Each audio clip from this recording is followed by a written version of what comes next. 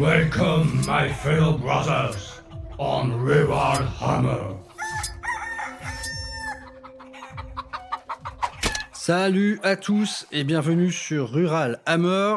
Rural Hammer, la chaîne du wargame à l'ancienne et du Warhammer bien de chez nous. Pour ce nouvel épisode du Faction Focus, nous allons enfin commencer à nous aventurer en terre Xeno. On va parler tout simplement de la racaille Xeno que sont les Drukhari. Les Drukhari, les pirates de l'espace réel, les racailles de la galaxie, les sadiques cousins des Eldar, les Drukhari, les Eldar noirs. Donc on parle ici d'une faction absolument passionnante. C'est, à mon sens, c'est vraiment une des factions les plus originales du jeu à l'heure actuelle, tant du côté du lore que du gameplay, que de l'offre en figurines, que de la manière de peindre, etc. On est sur une armée à part, une armée vraiment au charme fou, une armée qui fascine autant qu'elle est redoutée sur les champs de bataille, et nous allons comprendre pourquoi. Donc déjà, du point de vue du lore, donc les Drukhari sont les cousins pas si éloignés que ça des Eldar. Et pour mieux finalement cerner la chose, on doit revenir un peu sur ce qu'a été la civilisation Eldar et principalement la chute de la civilisation Eldar. Donc la civilisation Eldar a été la reine de la galaxie durant des millénaires. Elle a été le produit d'une race ancienne nommée les Anciens. Donc au même titre que les Orques, les Eldar sont une création des Anciens. Et suite au fabuleux épisode de la guerre céleste, donc qui est un affrontement aux proportions absolument bibliques, absolument galactiques. C'est dans l'histoire de la galaxie le plus gros conflit qui ait jamais eu lieu, et je pense même que l'hérésie d'Horus, qui a véritablement foutu le feu à la galaxie entière, n'est qu'un atome de ce qu'a été la guerre céleste, donc dans laquelle on retrouve pêle-mêle les Anciens, les Nécrontyres et les Ktans dans un affrontement aux échelles absolument pharaoniques. Et parmi les créations de cette ancienne race que sont les Anciens, on retrouve les Eldar. Les Eldar qui, du coup, suite à ce conflit géant, s'est retrouvé un peu seul maître à bord de la galaxie et donc a été, avant l'humanité, la race prédominante en son sein. Cette civilisation Eldar, elle a poussé jadis tellement loin les technologies avancées qu'elle s'est vue offerte finalement une vie épargnée par l'effort, épargnée par le danger, épargnée par le risque, par la guerre. Les affrontements se gagnaient automatiquement de par leur puissance d'armement, leur faculté psychique leur donnait des dons divinatoires, donc ils prédisaient l'avenir. Si vous voulez, la race Eldar était sur un long fleuve tranquille et du coup a trouvé tout le temps nécessaire pour un peu changer d'orientation, une orientation qui allait du côté de la quête du plaisir personnel, de la quête de l'extase. Bref, la civilisation Eldari est devenue décadente. Décadente au point que, les millénaires faisant, on est arrivé vers des strates de décadence, de violence qui allaient de plus en plus loin, à tel point que finalement la quête du plaisir s'est achevée dans le meurtre, dans l'orgie, dans la sauvagerie organisée. La civilisation Eldar était parfaitement déviante. Et au cœur de cette civilisation, donc, qui utilisait non pas le warp pour les voyages galactiques, mais la toile. La toile, c'est un réseau qui se situe entre l'immatérium et le monde matériel. Donc c'est vraiment pur produit Eldar. Ils se déplacent dans la galaxie à travers la toile, ce qui leur permet en fait de popper d'un endroit de la galaxie à un autre en une fraction de seconde, en s'épargnant les voyages à travers le warp et donc tous les dangers qui y sont associés. Donc les Eldar étaient parvenus très loin finalement dans la maîtrise de l'espace galactique, et au cœur de cette toile se situait la cité de Commorragh. La cité de Commorragh donc était une espèce de carrefour au centre de la toile, carrefour qui à force d'être un lieu de passage, s'est vu finalement être le point culminant de toutes les pratiques les plus déviantes des individus. Comorac a eu d'entrée, même au temps de la grandeur à Eldari, a eu cette réputation un peu de taudis, d'antre du plaisir, d'antre dans laquelle finalement tous les plaisirs les moins avouables avaient lieu. Comorac, voilà, c'était d'entrée de jeu le repère de la racaille, le repère malfamé par excellence. Les millénaires faisant, la race Aeldari finalement a atteint un tel point de déviance, de dégénérescence, de dangerosité, que les plus sages parmi les habitants ont pris la décision de s'enfuir, jugeant finalement que cette civilisation allait les mener à leur propre perte, et quelques signes finalement du destin sont déjà apparus comme le présage d'une grande catastrophe à venir. Donc les plus sages, et j'ai envie de dire les plus intelligents parmi les citoyens Eldar, ont d'ores et déjà commencé assez tôt à fuir finalement à travers ce que l'on en a appelé des vaisseaux mondes. Donc ce sont des vaisseaux tout simplement qui ont l'échelle d'une planète entière. Des vaisseaux mondes peuvent abriter plusieurs milliards d'individus. On parle vraiment d'infrastructures démesurées. Et d'autres se sont mis à coloniser des planètes lointaines, devenant ainsi les exodites Eldar. Donc voilà, l'Era commence à quitter le navire et arriva ce qui devait arriver, mais dans des proportions que nul n'a vu venir, c'est que le Warp, à force de se charger de toutes les émotions les plus extrêmes du peuple Eldari, s'est cristallisé et en un battement de cils est né Slaanesh. Slaanesh, dont la première respiration a englouti l'intégralité des âmes à Eldari. Donc on parle réellement d'une civilisation éteinte en un battement de cils. Slaanesh, le super prédateur Eldar, cristallisé par leurs propres émotions, a anéanti une race entière, a anéanti la race prédominante de la galaxie. Donc la civilisation Eldar est placée d'ores et déjà dans une situation de survie extrême. Quelques vaisseaux mondes ont réchappé à ce qui s'appellera désormais la chute. Et au sein même de la toile, qui du coup se situe entre les deux mondes, entre l'immatérium et le monde matériel, eh bien, la cité de Commorragh a survécu et ses habitants sont indemnes. Cependant, plutôt que d'avoir finalement eu leur âme avidement avalée par la naissance d'un nouveau dieu, les Drukhari connaissent une espèce d'effet secondaire de la naissance de Slaanesh.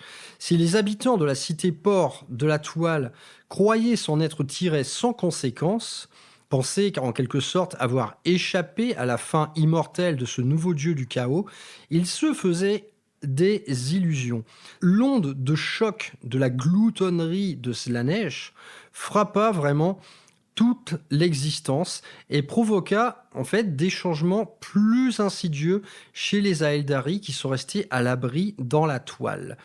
Leur rame, au lieu d'être avalée, va se faire drainer. Goutte à goutte, dans le Warp, leur rame va se faire aspirer par Slaanesh, cette horrible entité d'outre-monde qui désormais va hanter chaque Aeldari, de quelque bord il soit.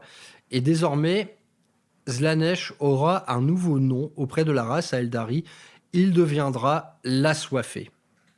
Et donc les survivants de l'espèce, donc Aeldari comme Drukhari, craignent véritablement Slaanesh. C'est ce qui va vraiment impliquer leur nouvelle loi, leur mantra, chaque Aeldari mort à son âme dévorée par Slaanesh.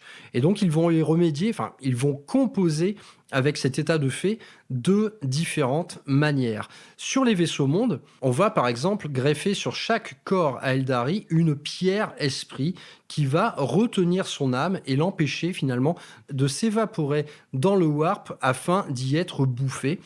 Et pour lutter quelque part contre l'aspiration des âmes de Slaanesh, qui se repaît du coup des émotions extrêmes, eh bien, sur les vaisseaux mondes, ceux qui vont désormais se faire appeler les Azuriani vont en fait changer finalement de mode de vie. Donc il n'est plus du tout l'heure pour la quête du plaisir, ce plaisir même qui a englouti leur civilisation entière.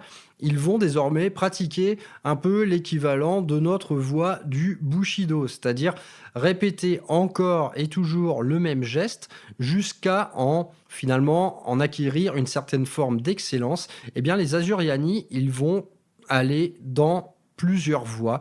Donc, une des voies les plus connues, c'est la voie du guerrier. Donc, vont naître les différents temples aspects qui va permettre finalement à chaque Aeldari de se consacrer corps et âme dans une seule et même tâche. Donc, une tâche guerrière au demeurant, qui s'incarne sous plusieurs formes différentes. D'autres vont choisir la voie des lettres, la voie des arts, la voie de la musique. Donc, les Asuryani, finalement, luttent contre Slaanesh de cette manière-là.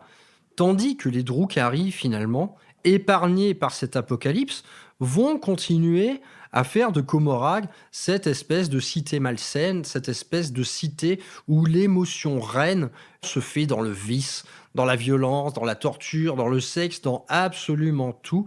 Et leur âme étant drainée goutte à goutte par Slaanesh, ils vont mettre le doigt dans une espèce d'engrenage de la mort, parce qu'ils vont se rendre compte que finalement, leur porte de salut pour empêcher leur âme de se faire aspirer dans l'immatérium, ça va être d'infliger la souffrance. C'est leur porte de sortie, c'est le seul soin palliatif qu'ils aient trouvé pour pallier à ça, et va s'entamer pour les Drukhari une existence de millénaires où règne la loi du plus fort, où règne l'exercice de la puissance par la souffrance. Donc venons-en un peu maintenant à ce qu'est véritablement Comorragh. Comorragh, je pense que voilà, dans le 41e millénaire, la galaxie ne manque pas de coins craignos, mais Comorragh, quand on lit finalement ce que c'est à travers les écrits, c'est quelque chose d'absolument indescriptible, quelque chose d'absolument insaisissable. À ce titre, je vais vous lire un petit passage du codex finalement qui reflète la chose à merveille. Jamais je ne trouverai de meilleurs mots pour vous l'expliquer. Comorragh, la cité crépusculaire. Comorragh ne ressemble à aucune cité de l'Imperium. C'est un carrefour de dimensions et de royaumes satellites, fracturés et déformés à l'intérieur de la mythique toile. Les prisonniers humains qui y sont ramenés ne comprennent pas même une fraction de ce qu'ils peuvent voir dans ce paysage ténébreux. Un labyrinthe de spires sombres, de bas quartiers surpeuplés, de docks stellaires et d'arènes où résonne le cri des prisonniers et des bêtes, de couches de donjons cachés, d'oubliettes et de demeures secrètes. Les irrégularités temporelles et spatiales de la toile permettent à Comorragh de s'étendre telle une moisissure cristalline, reflétant la société qui y vit. Des factions puissantes et astucieuses se battent pour la prééminence dans un royaume où la piraterie, le meurtre, l'intrigue et la trahison sont la routine. Seuls les forts survivent à Comorragh et les Drukhari ont eu des millénaires pour écrémer les faibles. Donc voilà, je pense que ça en dit long. On est véritablement sur un paysage qui est difficilement retranscriptible avec de simples mots.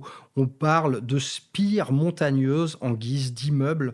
On parle de halls ostentatoires qui sont les lieux où finalement procrée l'élite Drukhari.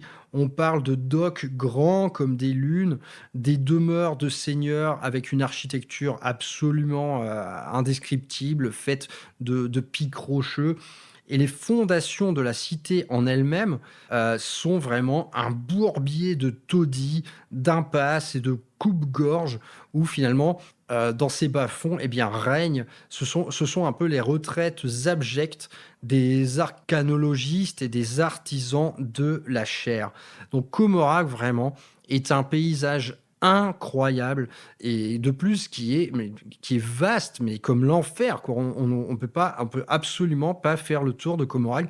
C'est une dimension changeante, c'est une dimension qui finalement est épargnée à la fois par les règles du matériel et les règles de l'immatérium. Donc c'est vraiment un domaine où tout est possible et c'est un lieu vraiment incroyable. Et donc au sein finalement de cette cité crépusculaire, de cette cité maudite, eh bien la société Drukhari prend plusieurs formes. Donc on parle ici d'une société où, comme je l'ai dit, seuls les plus forts survivent. Donc les millénaires faisant finalement, le faible, eh bien il n'existe plus.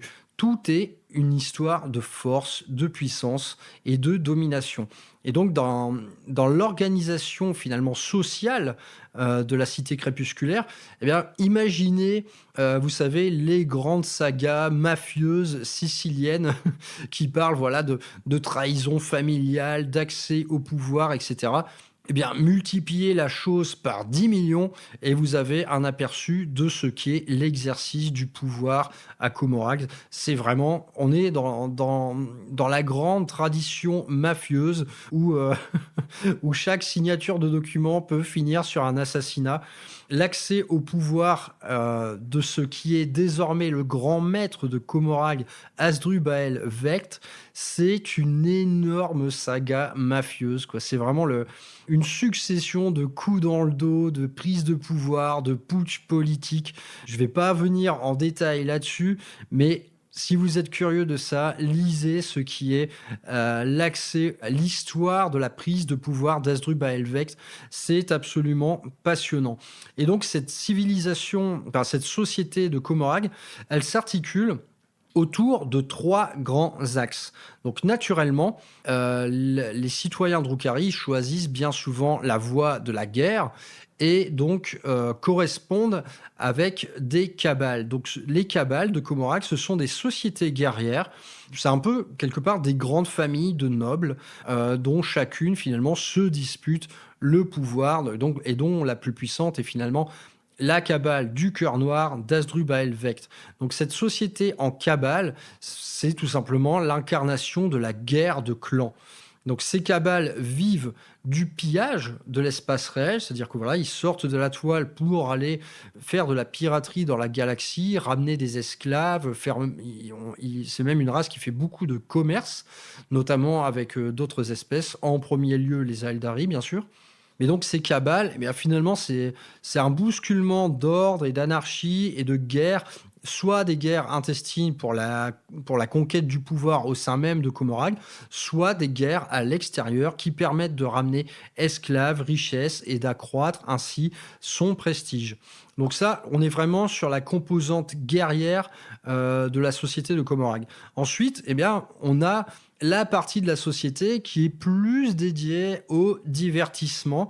Et là, on va aller vers les cultes, donc les cultes cérastes. Les cultes cérastes se découpent tout simplement en arènes de combattants, dont finalement le principal leitmotiv, c'est d'offrir un spectacle à la hauteur des attentes sadiques du peuple de Comorag. Donc la chose s'incarne principalement en des arènes, donc des arènes de gladiateurs et de gladiatrices qui offrent à la société de Comorag, donc principalement ses élites, un spectacle de haut niveau en termes de douleur, de violence, de souffrance. Donc ces cultes peuvent devenir au sein de Comorag, il y a des factions très puissantes qui vont même pouvoir disputer parfois le pouvoir avec les cabales et qui vont également parfois sortir de la toile pour aller guerroyer ailleurs et ramener des prisonniers, des esclaves, voire des apprentis guerriers pour en fait nourrir leur spectacle infâme.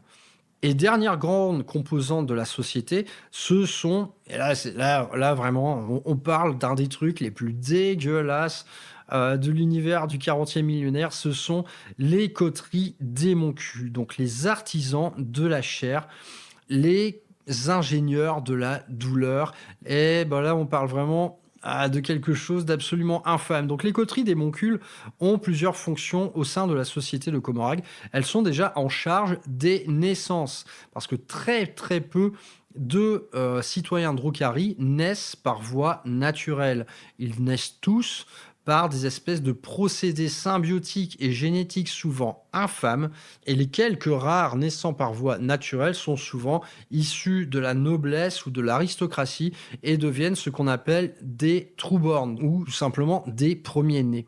Donc les coteries d'émoncules sont responsables de ça. Elles sont également responsables des sévices. Ce sont les artisans de la torture. Donc on parle même pas d'interrogatoire pour avoir des informations. Non, non. Eux, ils font ça pour le plaisir. Ils créent des espèces d'hybrides, moitié humanoïdes, moitié difformes, moitié mutants. Donc ils sont des artisans de ça. Ils sont les artisans de la vie à Comorague, mais une vie qui s'incarne au travers de monstruosités absolument incroyables, telles les Gorgones, les Talos, les Chronos, etc. Donc les émoncules sont finalement la part scientifique, mécanique, ils sont tout simplement l'ingénierie de la souffrance de Comorague.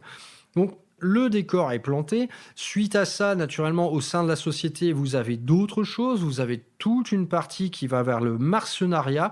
Donc, on appelle ça les lames à louer, donc qui inclut les temples incubes, qui sont une espèce de cousins ténébreux des temples aspect Eldar. Donc l'incube, au sein de la société Drukhari, il œuvre uniquement pour la guerre. Donc lui, il est vraiment dans cette facette-là, tel un guerrier aspect Azuriani. Il se concentre uniquement sur la guerre, mais une guerre qui, naturellement, va être pétrie des ambitions Drukhari. C'est-à-dire que ce ne sont pas simplement des guerriers, ce sont des bourreaux, des exécuteurs, ce sont des espèces de pain masters. Ils se battent pour infliger le maximum de souffrance possible, parce que eux aussi, c'est leur cam, c'est comme ça qu'ils se sentent exister, c'est comme ça qu'ils semblent finalement aspirer leur âme vers le haut pour qu'elle échappe au contrôle de Slaanesh.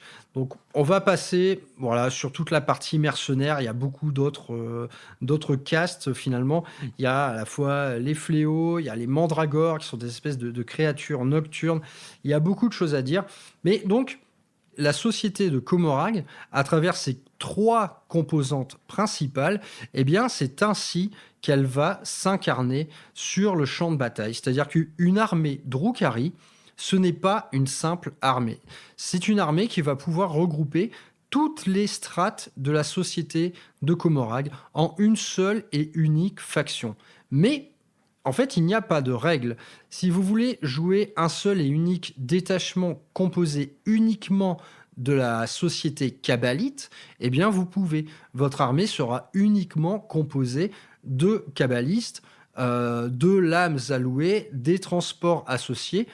Deuxième exemple, vous pouvez jouer uniquement un culte séraste, donc une armée qui sera composée uniquement de sérastes, de transports, de gladiateurs et des petites unités annexes qui sont les leurs, c'est-à-dire les Reavers, les Hélions, une armée entièrement composée de cultes. Et la troisième manière, jouer une armée uniquement composée de coteries et moncules. Donc quelque part, le codex Drukhari, c'est 3 armées en une, c'est 3 sphères différentes qui peuvent se jouer séparément ou s'assembler dans ce qu'on appelle un raid de l'espace réel. Et donc un raid Drukhari qui assemble les 3 principales composantes de sa société et qui va y ajouter les lames allouées, donc les mercenaires, que ce soit les incubes, les fléaux, les mandragores. Donc en termes de list building, on est sur une faction incroyablement riche. C'est même si ce n'est pas le codex le plus épais ou le plus fourni, on va pouvoir facilement faire 3 listes à 2000 points qui n'ont absolument rien à voir l'une avec l'autre. Donc naturellement, en termes de gameplay, le plus intéressant à jouer, c'est le raid de l'espace réel, c'est-à-dire qui absorbe les 3 composantes de la société, mais rien ne vous interdit de jouer uniquement Cabal, uniquement culte, uniquement coterie et moncule. Et j'ai envie de dire, pour le collectionneur vraiment Drukhari, on pourrait très bien imaginer 3 armées de 1000 points composées des sociétés précitées et qui pourraient éventuellement s'organiser autour d'une énorme liste à 3000 points qui, elle, serait un raid de l'espace réel. Et donc, concernant le codex, je suis plus ou moins obligé de revenir sur ce qu'a été le codex Drukhari V9. qui, eh bien, moi, à mon sens, ça a été le meilleur codex de la V9. Ça a été à la fois le plus complexe, le plus riche, donc là-dessus, clairement, c'était pas une armée pour débutants, mais qui accumulait finalement des règles, mais qui étaient vraiment à l'image de la société Drukhari. J'ai trouvé ce codex absolument fabuleux, c'est-à-dire qu'il s'orientait vraiment vers cet ADN, un ADN de trois armées en une.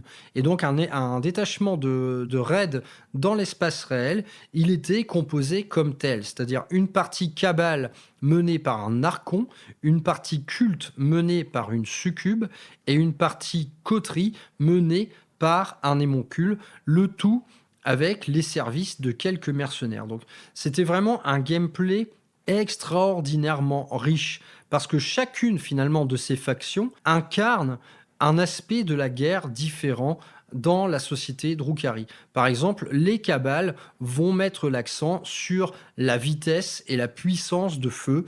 Les cultes Sérastes vont mettre l'aspect sur le corps à corps et les coteries et moncules vont être quelque part le seul élément un peu résistant que vous aurez dans votre armée. Donc chacune finalement de ces factions a ses avantages et ses inconvénients, mais de manière extrême. C'est-à-dire qu'un culte Séraste, c'est vraiment redoutable au corps à corps.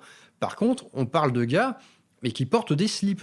C'est-à-dire, ils sont sur un champ de bataille en petite culotte, ils n'ont pas d'armure, ils ont une endurance de 3. Ce sont parmi les plus grandes chips de l'univers. C'est que tout leur fait mal. Une rafale de bolters, vous allez les démonter. Et quelque part, il y a ce fossé un peu extrême au sein du codex Drukhari qui le rend naturellement super intéressant à jouer. Et donc ce codex V9, eh bien, c'était réellement un cumul de plein de règles. C'était que vous jouiez Cabale, Culte ou Coterie, vous aviez accès à pas mal de choses. Donc par exemple, les Kabbalites pouvaient devenir des Immaculés, donc des Trueborn, comme je l'ai expliqué. Vos Sérastes pouvaient devenir des Maîtresses de sang. Vos Gorgones pouvaient devenir des Émoxites. Chacune de ces Kabbales, Cultes et Coteries pouvaient avoir des règles spéciales suivant leur appartenance. Vous aviez accès à des stratagèmes différents, à des améliorations de QG différentes suivant ce que vous choisissiez, et il y avait vraiment une quantité de règles infernales. Les cultes Sérastes avaient accès aux drogues de combat, toute l'armée avait accès à une règle qui s'appelait la puissance par la souffrance, c'est-à-dire une incrémentation d'agressivité au fil des tours. Plus vous infligiez de souffrance à l'adversaire, eh bien plus vous deveniez agressif. Et donc dans la V9, naturellement, ce codex Drukhari a longtemps été la terreur des champs de bataille. Donc en fait, pour ma part, moi, ce codex, je le trouvais merveilleux, extrêmement bien écrit, mais par contre, il y avait clairement un défaut d'équilibrage majeur au sein des autres factions. C'était qu'une armée Drukhari qui, à partir du tour 2, avait l'accès complet à l'advance et charge, c'était horrible. Et Game Workshop a mis plus d'1 an à rééquilibrer ce codex qui était vraiment incroyablement puissant. Les combos étaient nombreux, les incubes étaient vraiment infernaux et les stratagèmes étaient du genre vraiment impactant. Il y avait voilà, et puis quand vous infligiez à votre adversaire des trucs horribles genre advance et charge, fight last, il y avait même 2-3 ignorants invus qui traînaient, c'était infernal. Le codex était beaucoup trop fort, mais néanmoins dans sa mécanique de jeu, dans son gameplay, pour moi, c'était vraiment la grande réussite de la V9. Ce codex, une fois le rééquilibrage enfin digéré, a été incroyablement fun à jouer. Et la manière même d'assembler une armée, donc sous la forme d'un détachement de bataillons de raids dans l'espace réel, était passionnante. Parce que vous étiez obligé de prendre 3 QG, donc un de chaque faction, puis d'articuler finalement vos troupes et vos élites autour de ça. Et désormais, nous sommes passés à la V10. Et alors, à la lecture de l'index Drukhari V10, là, on s'est dit, waouh, Ils ont pris cher, mais vraiment, ils ont pris cher de cher. C'était un peu un désastre, je pense, pour les joueurs Drukhari parce que toutes les règles que je vous ai énoncées, donc que ce soit la puissance par la souffrance, les drogues de combat, et cetera, eh bien, ils ont fait table rase de ça. Il n'y a plus rien. On est allé dans une simplification vraiment extrême et qui concerne finalement chaque aspect des règles. Par exemple, une escouade de Sérastre maintenant, eh bien, ce qui faisait son sel en V9, c'était par exemple l'utilisation d'armes spéciales. Donc vous aviez tout et n'importe quoi. Vous aviez des tridents, des doubles lacérateurs, je sais pas quoi, et même une espèce de filet qui finalement empêchait l'adversaire de fuir. Eh bien tout ça, il n'y a plus rien. Donc les Drukhari ont vraiment pris cher. Euh, Pas forcément en termes de puissance, parce que je pense que c'est une armée qui reste forte, mais finalement en termes de saveur de jeu, aïe aïe aïe, c'était vraiment assez douloureux. Je pense que la pilule a eu pas mal de mal à passer chez le joueur historique Drukhari. On a beaucoup perdu, ce qui faisait, à mon sens, eh bien, tout le sel de ce codex V9. Mais bon, on a quand même le temps de voir arriver le codex définitif. Et entre-temps, eh bien, Game Workshop nous a offert un nouveau détachement. Donc le détachement unique qui existait à l'heure actuelle, c'était le Real Space Raider, qui finalement reprenait un peu cette loi de la puissance par la souffrance avec un système de tokens. Donc vous commenciez la bataille avec un petit pool de tokens de côté, un peu à la manière des dés de destin Eldar ou des petits dés de Cabal Thousand Sons. Et ces tokens vous permettaient d'accéder à des full reroll des touches. Bon, honnêtement, la mécanique de jeu, elle est un peu no-brain. Elle n'est pas passionnante, c'est vraiment pas terrible. Mais depuis la dernière Data Slate, eh bien Game Workshop nous a offert un nouveau détachement intitulé le Sky Splinter Assault. Et celui-là, il est vraiment mortel. Il va vous encourager quelque part à jouer un raid dans l'espace réel, mais sous sa forme finalement la plus emblématique. C'est toute une armée de pirates embarqués dans des transports. Et là, moi, je trouve le truc vraiment, vraiment fabuleux. C'est que ce détachement invente ou réinvente quelque part une synergie totale entre vos troupes et leur transport. Vous allez pouvoir débarquer d'un transport plus vite que d'autres, rembarquer dedans après avoir taper alors même que vous êtes encore embarqué dedans. Moi, à la lecture de ce nouveau détachement, franchement, j'ai eu le coup de cœur. Je trouve ça génial. Je trouve ça super bien écrit. Je pense que ce détachement, on va le voir beaucoup parce que d'une part, il est fun, et d'autre part, je pense qu'il représente une menace suffisante pour pouvoir aspirer à devenir quelque chose de dur, quelque chose de compétitif.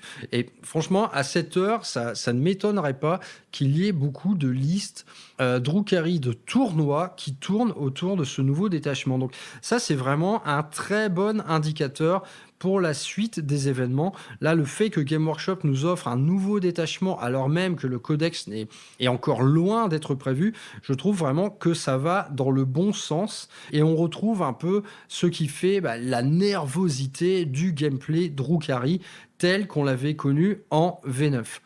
Donc voilà, pour la partie règles, on va rester là-dessus. Le codex est encore à venir.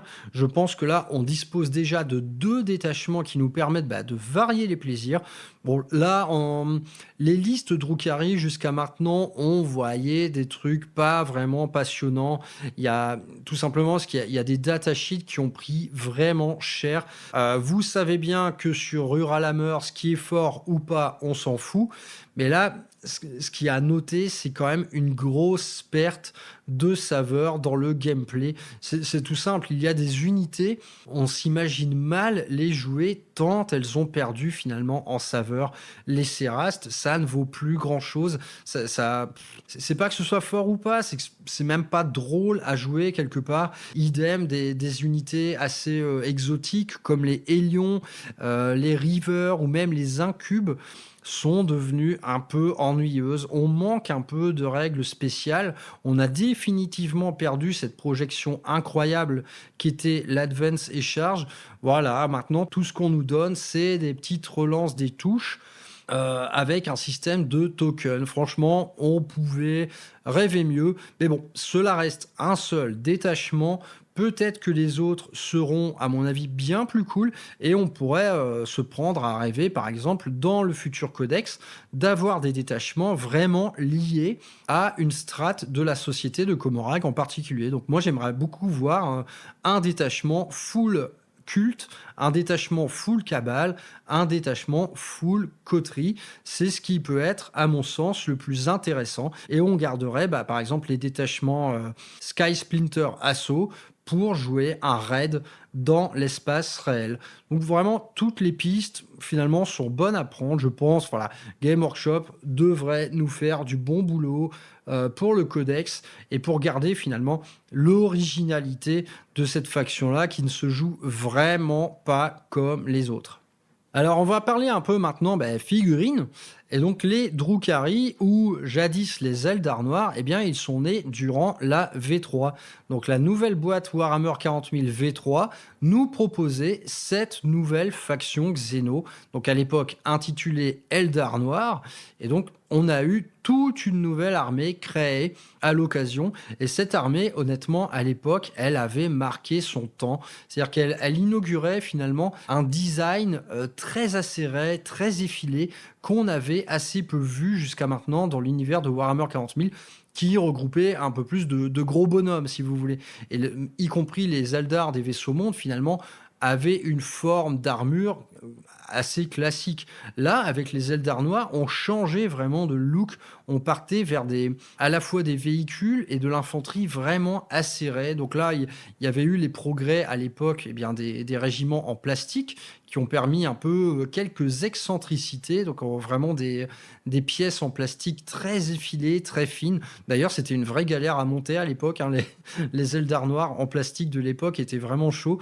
Et on avait vraiment eu une belle innovation dans le design, que ce soit dans les véhicules Talos, que ce soit dans des personnages comme l'ancienne figurine de l'élite Esperax qui était vraiment excellente. Et on avait également Asdrubal Vect. On pouvait jouer Asdrubal Vect sur son Rider qui était vraiment iconique et qui peut-être sera refait un jour. Du moins, je l'espère. Ce sera vraiment super, quoi.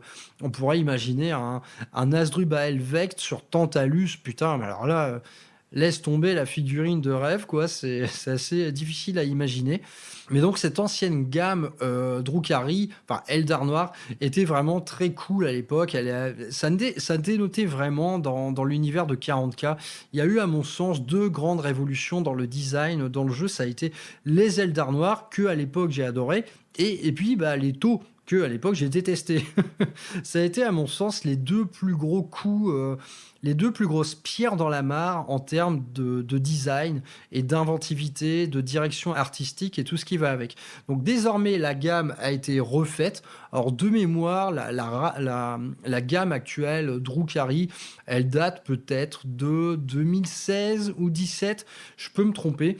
Mais donc, il s'agit d'une gamme assez récente qui porte néanmoins un peu les stigmates du kit plastique à l'ancienne tel que le faisait Game Workshop, c'est-à-dire qu'il y a une modularité vraiment totale.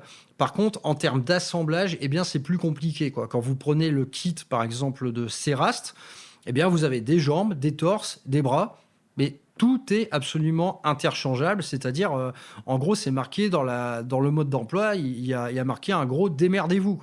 Vous les assemblez comme vous voulez. Donc, naturellement, vous profitez d'une modularité accrue et de capacité de conversion accrue. Ce sont des kits vraiment qui sont très bons pour faire du kit bash. Mais de l'autre côté, c'est plus difficile à assembler. Là, on parle de petites rotules, de petites épaules. C'est de la dentelle de plastique. Les armes, idem, elles sont toutes fines.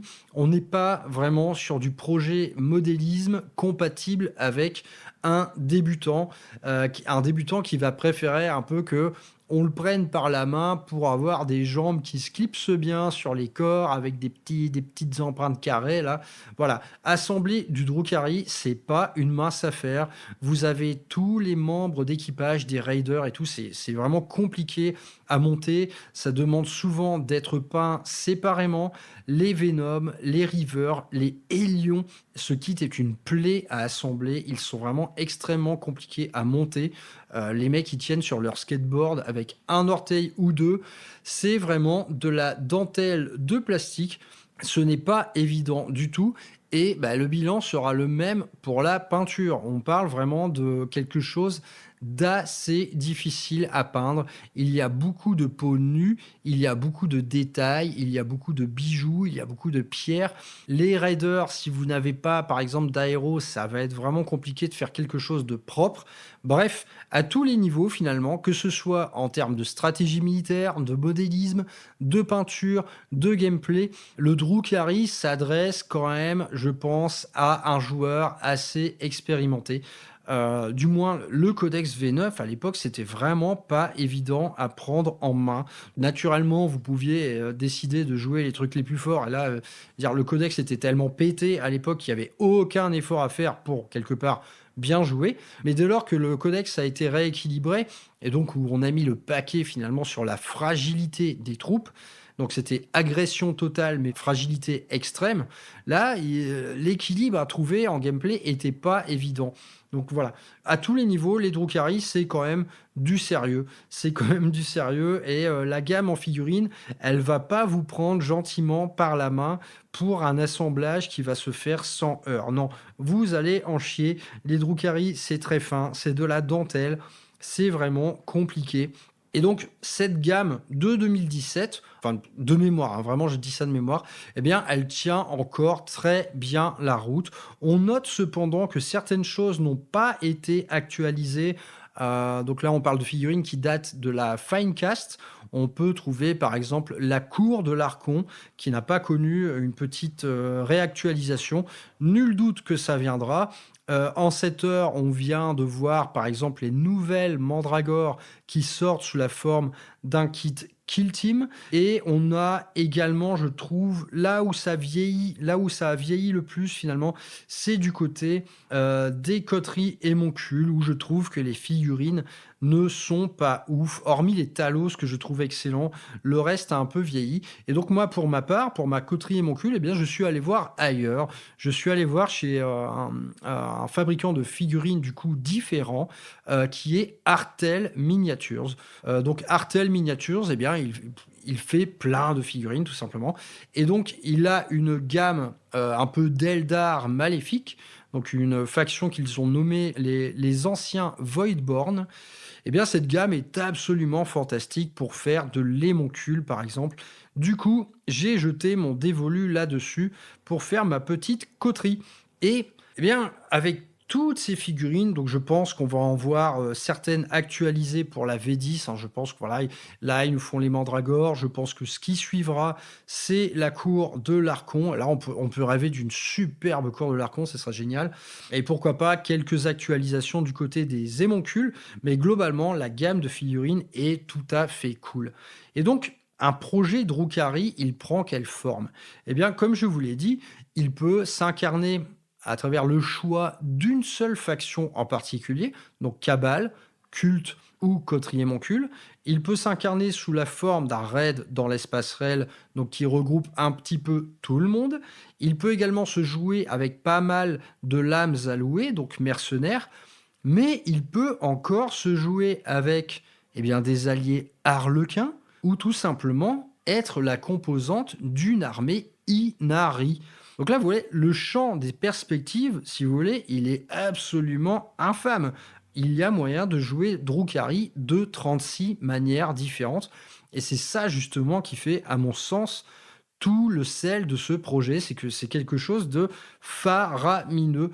C'est pas une armée qu'on va plier en disant: «Ouais, OK, j'achète 2000 points et après c'est terminé». Bah non, en fait, ce truc peut avoir une durée de vie quasiment infinie. Ce que vous y adjoignez les services, des Arlequins, que vous regroupiez la chose avec des vaisseaux mondes pour devenir une faction Inari qui, pour l'instant, idem en termes de règles, est un peu le parent pauvre côté oreille pointue, c'est bien dommage, mais nul doute que ça arrivera aussi et à côté de ça, finalement, les choix de factions en particulier peuvent également s'incarner sous plein de formes différentes. Que vous décidiez de jouer, par exemple, une cabale du cœur noir, une cabale de la langue venimeuse ou une cabale de la rose d'obsidienne, ce sont des projets modélisme et peinture vraiment différents.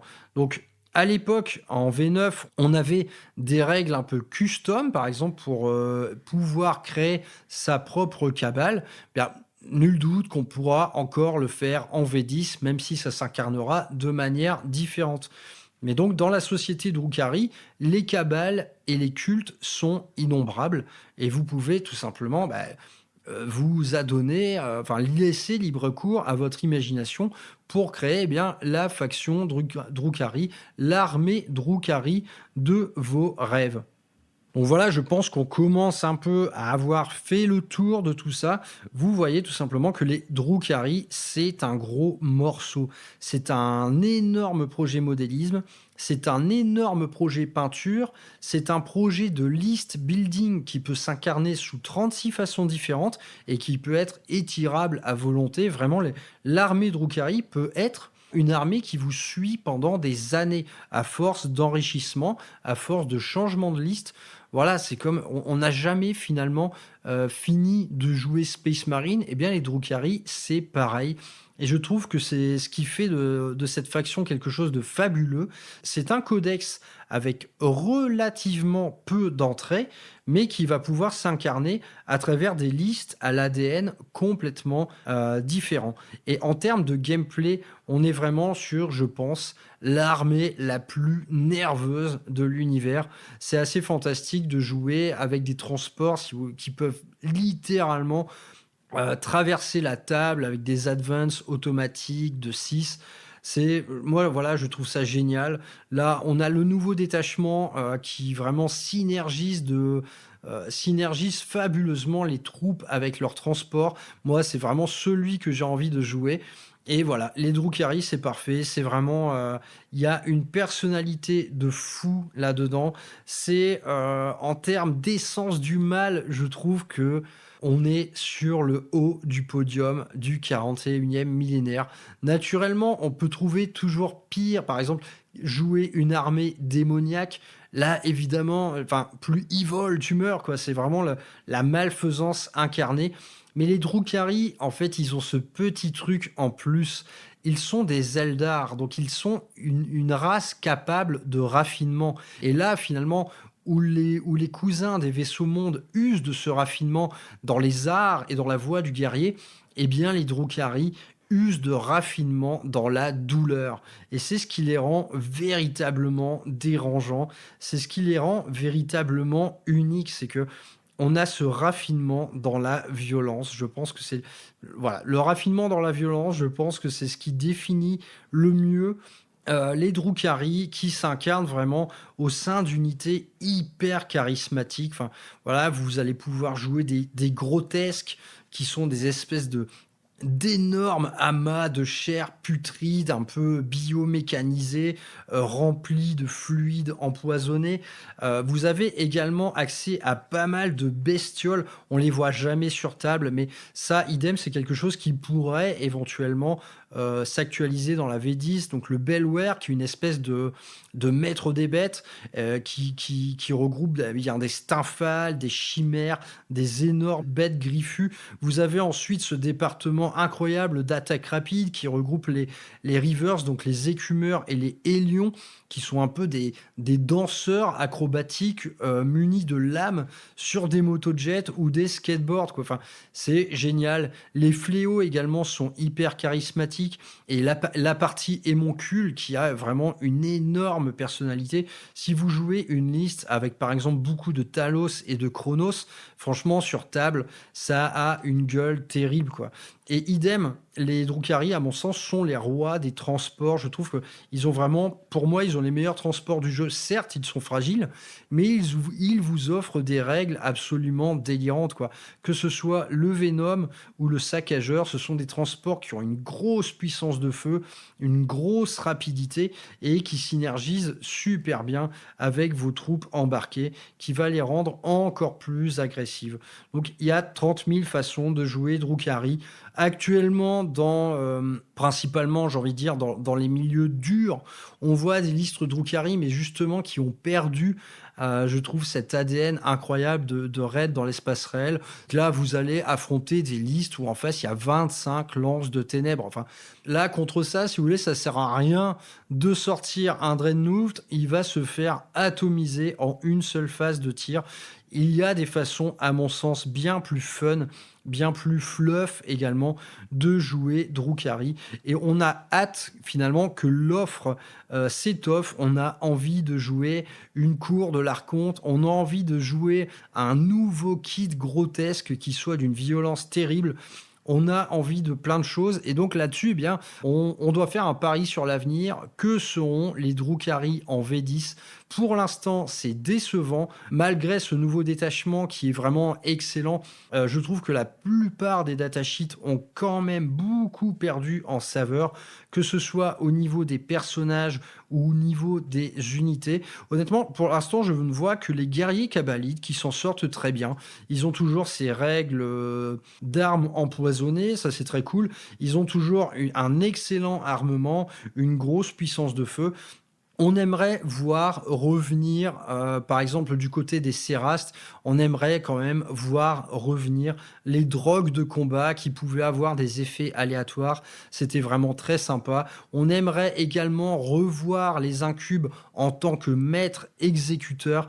Bref, il y a quand même une wishlist assez fournie du côté Drukhari. Mais ça n'enlève rien à l'intérêt que l'on peut porter à cette armée, tant dans le style que dans le gameplay, que dans l'exercice particulier qu'elle va vous demander en termes de modélisme et de peinture. C'est une race passionnante. Et donc, je vous en ai déjà parlé, mais pour ma part, c'est un work in progress parce que cette année, ce sera l'année des oreilles pointues et j'ai plus de 6000 points d'oreilles pointues à faire, que ce soit du Drukhari, que ce soit du vaisseau monde, que ce soit mon armée fantôme et des unités Inari, Harlequin, il y en a partout. C'est le plus gros projet de Frère Maxou à ce jour et j'ai hâte de m'y coller. Ça devrait être pour très bientôt. Écoutez, je vous donne rendez-vous pour un prochain Faction Focus. J'espère que celui-ci vous aura plu. Moi, les Drukhari, c'est vraiment une de mes factions préférées du jeu. Je la trouve géniale, même si on manque encore un peu de lore en la matière. Il y a assez peu de sources de lore concernant les Drukhari. Mais à vrai dire, le lore actuel se suffit à lui-même. L'analyse de la société Drukhari, c'est foisonnant, c'est passionnant. Comme je vous l'ai dit, c'est digne d'une grande saga mafieuse. Honnêtement, moi, j'y reviens assez souvent. J'aime bien lire les anciens codex Drukhari. Je les trouve vraiment terribles. Bref, je ne peux que vous encourager à vous intéresser à cette faction et surtout à l'affronter sous sa forme la plus cool, c'est-à-dire un bon vieux raid de l'espace réel.